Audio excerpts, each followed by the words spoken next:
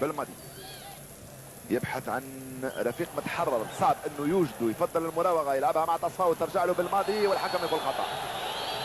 يا يا يا يا يا يا يا من حسن الحظ اليوم فيه لاعب اسمه جمال بالماضي يفعل على الاقل بعض الاشياء اللي يفعلها تزيري بلال في مباريات المنتخب الجزائري، وضروريه في مثل هذه المباريات.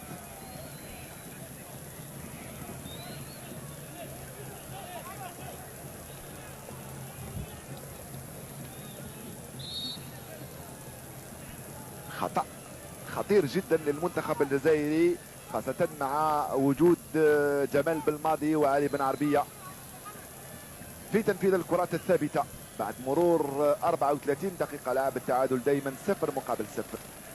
الحارس العملاق بروير تنزيل أن قد مرناه من على الأقل هدفين محققين.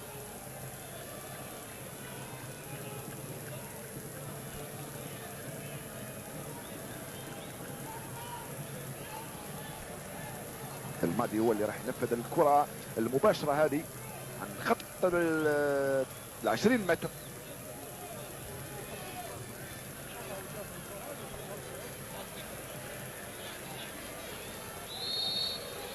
الماضي 9 أمتار القانونية، جدار متكون من 7 لاعبين. بالماضي الهدف الأول. من حسن الحظ المنتخب الجزائري اليوم في تشكيلته الأساسية لاعب اسمه جمال بالماضي يسجل هدف في منتهى الروعة. يا سلام، هدف في منتهى الروعة من جمال بالماضي بكيفية شاهدها في الملاعب الأوروبية.